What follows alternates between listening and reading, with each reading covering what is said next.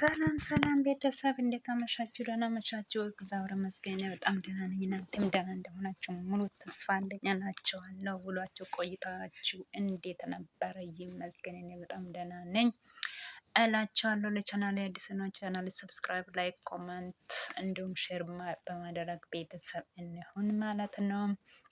እንግዲህ ትናንትና እንደተመለከታችሁት የቲክቶክ አዋርድ ብዙም ሰው አስደንቋል። ብዙ ሰው ደግሞ በሳቅ እየተቀባበለ ይገኛል ማለት ነው። ምክንያቱም የአንዳንድ ሰዎች አለባበሳቸው በጣም ለየት ያለ ነው የሚገኘው። ቲክቶክ አዋርድ ላይ ነው የመጡት ወይስ ሞዴሊስት ነው የመጡት? አሁን እኮ በደንብ ሲያያት ነው ኢቫኒን የመሰለችኝ። ኢቫን እኮ ድሮም የታወቀች ናት በአለባበስ እላቸዋለሁ። አሁንማ እየደረቀች እባብ መስላ መጣች ተብላ። በስመ ስላሴ ወዴት እየሄድን ነው? ምን ነው ቲክቶክ አዋርድ ነው እንጂ ይሄ እኮ የሞዴሊስት ስራ አይደለም። እንዴት በነገራችን ላይ ጡት ማስያዣ ሳትለብስ እንኳንም ጃኬት ከላይ ለበሽው። እናቴ እግዜር ይባርክሽ። ወይኔ በስንት ያየሁት ደጋግሜ ፓንቷ እየታየ ጡት ማስያዣ ሳይደረግ ይሄ ሁሉ ህዝብ ፊት። ወይ እንዳንቺ አይነት ድፍረት ብሰጠኝ ምን አለበት ኢቫንዬ። ለማንኛውም በጣም ያምራል አለባበስሽ አላለቻትም ጠያቂዋ።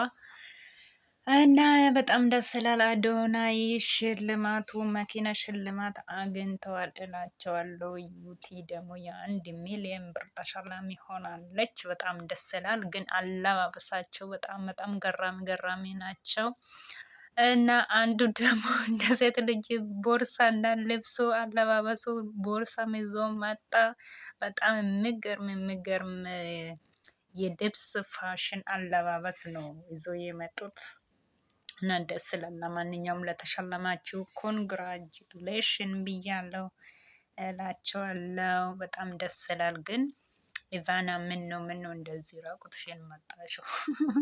ጉድ እኮ ነው ፓንቶ እየታየ የደረቀ እባብ ተብላለች። ለማንኛውም አምላኬ ሆይ ወዴት እየሄድን ነው? ለማንኛውም እንደተመለከታችሁት ነው ትላንትና የነበረው ቲክቶክ አዋርድ እላቸዋለሁ። ዶክተር አብይም ደግሞ በጣም ይገባዋል። እኔ እውነትም ለእንትና ይሰጣል መስሎኝ ነበር። ለካ እነሱ ለእንትኑ ነው የተቀባበሉት። እና በጣም ደስ የሚል አንድነት ነው እነሱ ያሳዩት እላችኋለሁ። በተረፈ ሰላማችሁ ቆይታችሁ እንዴት ነበረ? ውሎ ቆይታ እግዚአብሔር ይመስገን በጣም ደህና ነኝ። ክረምቱ እየመጣ ነው፣ እየበረደ ነው። ብርዱ እንዴት ነው እላችኋለሁ። የመዳም ቅመሞች ስራ፣ ጤና፣ ቆይታ ሁሉ ሰላም ነው እግዚአብሔር ይመስገን በጣም ደህና ነኝ። እናንተም ደህና እንደሆናችሁ ሙሉ ተስፋ አለኝ እላችኋለሁ። ቤተሰብ ያልሆናችሁ በድጋሚ ቤተሰብ እንሆን እላቸዋለሁ። ቅንነት ይበልጣል ከሁሉም ነገር። ፈጣሪ ሀገራችንን ሰላም ያደርግልን። እኛንም በስደት ላይ ያለነው በሰላም ለሀገራችንን መሬት ያብቃን ማለት ነው። ዋናው የሰው ልጅ ፍጻሜው ሲያምር ነውና ፍጻሜያችንን ያሳምረልን። በተረፈ ደግሞ አዶናይ በጣም ደስ ብሎ እንትኑ ላይ መድረኩ ላይ ማርያም ብሎ እየዘመረ ነው። በጣም ደስ የሚለው ነገር ነው። ድንግል እመቤታችንን ስም ጠርቶ የሚያፍር የለምና። በዛ ላይ ደግሞ ዛሬ ግሸን ማርያም ሄዶ አክሱም ጽዮን ሄዶ ዛሬ ደግሞ እዛ በዓሉን እያከበረ ነው። በዛ ላይ ደግሞ እዛ ሲደርስ እየቀረጹት እያሉ እኔ በጣም ደስ ብሎኛል። ቀረጻው ይቅርብኝ፣ ለአሁኑ ቀረጻው ይቅርብኝና መጀመሪያ እኔ የመጣሁት ለጸሎት ነው አለ። በጣም ደስ ይላል። ግን ትንሽ ያላስተካከለው ነገር ነጠላ ለምን አልለበሰም? አንደኛ ነገር ደግሞ ትንሽ ደግሞ ምንድነው ቅር ያለኝ እንደኔ አስተሳሰብ ማለት ነው። ዚፑ እንትን ዝራሩን አልቆለፈም። እሱን ቆልፎ በቃ ነጠላ ለብሶ ቢሄድ ጥሩ ነበረ። ለማንኛውም እንደኔ አስተሳሰብ ነው፣ እንደኔ አስተያየት ነው። በነገራችን ላይ በጣም ደስ ይላል። ፈጣሪውን እንደዚህ ማመስገኑ ጥሩ ነው። እና እንኳን ደስ አላክ አዶናይ የኔ ቆንጆ ሰግጥ ሰግጥ ሰግጥ ሰግጥ ይላል። አዶናይ በጣም ምስኪን ልጅ ነው። በጣም የዋህ ልጅ ነው። ይገባዋል እላቸዋለሁ። ዶክተር አብይም ደግሞ ለታመሙት ደራሽ ነው። ለሱም ይገባዋል። እንደው እሱ ራሱ መኪናውን ቢሸለም ጥሩ ነበር ከአዶናይ። ኤኒዌይስ እሱ ነበር። ምክንያቱም የተለያዩ በነፃ የራሱ እያከመ ነው የሚገኘው ዶክተር አብይ። ፈጣሪ እድሜና ጤና ረዥም እድሜና ጤና ይስጠው። በእውነት እንደዚህ አይነት መልካም ሰው ፈጣሪ ይባርከው። ዶክተር አብይ በጣም ደግ ንጹህ ልብ ያለው ነው። 24 ሰዓት አይኑ ራሱ ባለፈው እንደዛ አብጦ እየሰራ ነው የሚገኘው እና ፈጣሪ ደጋጎችንን እድሜያቸውን ያብዛልን እላቸዋለሁ። ፈጣሪ ሀገራችንን ይጠብቅልን፣ ሰላሟን ያወርድልን። ፈጣሪ ከሁሉም ነገር ሰላም ስኖር ነውና ሰላሙን ያብዛልን። በሰላም ለሀገራችንን መሬት ያብቃን እላቸዋለሁ። እኛም ሀገራችንን ገብተን የራሳችንን ህይወት፣ የራሳችንን ስራ፣ የራሳችንን ነገር እንድንኖረን ፈጣሪ ይርዳን እላቸዋለሁ። በተረፈ ሰላማችሁ ብዙ ትርፍርፍ ይበልልኝ እላቸዋለሁ።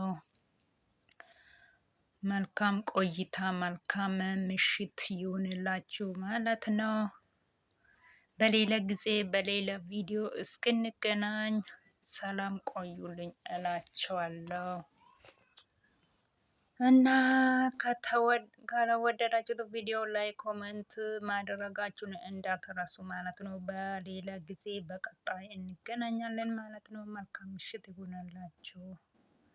እረፍት እንዴት ነው? ትምህርት ተዘግቷል። አሁን 5 ሰዓት ተኩል አላርም እያስጨውን መነሳቱ ቀርቷል እላቸዋለሁ። እግዚአብሔር ይመስገን አሁን እረፍት ላይ ነን። እኔ እንኳን ሰሞኑን እንቅልፍ ተዛብቶብኝ ነበረ። ምክንያቱም ትንሽ ኮሌስትሮል እና ቪታሚን ዲ አንሶብኝ ነበረ። እኔ እኮ ለምንድነው እንደዚህ ድካም ድካም የሚለኝ እለዋለሁ። ለካ ቪታሚን ዲ እና ማግኒዥየሙ እንቅልፍ እያሳጣን ማለት ነው። እና ድካም ድካም ካላችሁ ቪታሚን ዲ ተጠቀሙ እላቸዋለሁ። በጣም እንቅልፍ እኔ ጭንቀት መስሎኝ ነበረ። ወደ ሀገርም ለመግባት እያሰብኩኝ ነበረ።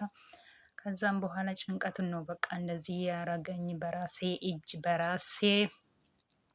በራሴ እጅ ፈጣሪ ሳያሳምመኝ ህመም አመጣሁት በራሴ እጅ ብዬ በጣም ጭራሽኑ እየበሳ ራስን እየወቀስኩት ነበረ። ከዛን ስብስብኝ በቃ 2 ወር ምናምን አለፈ እንቅልፍ ሳልተኛ ማለት ነው።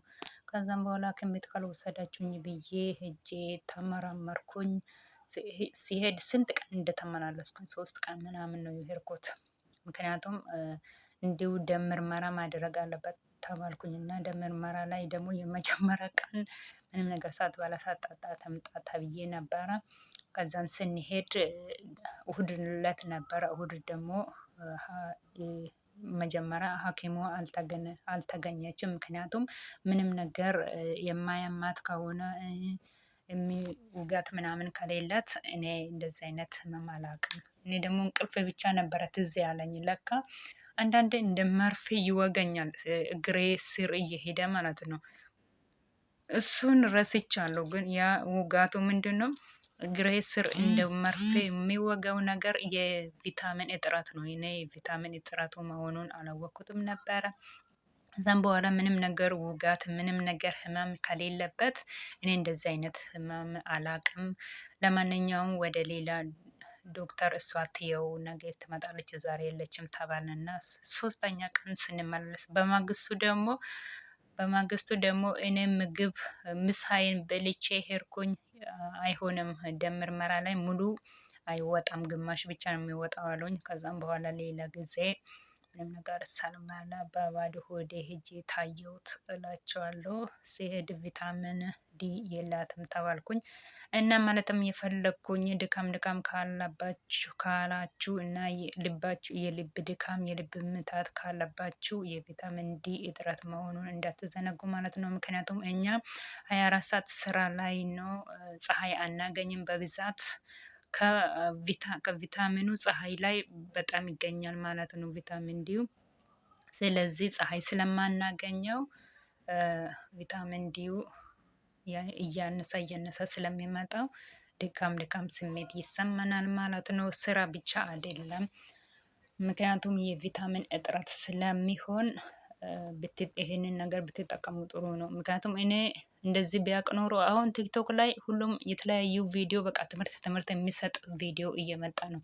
የማግኒዚየም እጥረት ካለባቸው እንደዚህ አይነት ድካም ካለባቸው በተለይ ድካም ካለና ልብ ላይ ዝም ብሎ የሚመታ ትንፋሽ ማጠር ምናምኑ ወይም ማግኒዚየም ነው ወይ ደግሞ ቪታሚን ዲ ነው የሚሆነው። በአብዛኛው ቪታሚን ዲ ነው የሚሆነው በአሁኑ ጊዜ ማለት ነው። እና በጣም እኔ ከሐኪም ቤት ከሄድኩት በኋላ ነው ቪዲዮውን ሲያየው ባልሄድ ኑሮ ዝም ብዬ ቪታሚኑን ገዝቼ እጠቀም ነበር። ምክንያቱም ወደ 400 ብር ነው ራሱ ያወጣሁት። ምክንያቱም እኛ ስንታመም እነሱ ብር አውጥተው እኛን ሊያሳክሙ አይፈልጉም። ምክንያቱም ህግ አለ፣ ህጉን እንትን አይሉትም ማለት ነው። እኛ ህግን እንደማናውቀው ያደርጋሉ ማለት ነው። ለማንኛውም ሰው ሀገር ላይ ፈጣሪ ይጠብቀን አያሳምመን እላቸዋለሁ። እኛ ስንታመም መድኃኒት ብቻ ነው ክኒን ብቻ ነው ለሰው የሚሰጡት፣ ለራሳቸው ይሮጣሉ ወደ ሐኪም ቤት ለትንሽም ለትልቁም። እና ፈጣሪ መጨረሻችንን ያሳምርልን እላቸዋለሁ። ስለዚህ ቪታሚን ዲውን መጠቀማቸውን እንዳታቆሙ ማለት ፈልጌ ነው።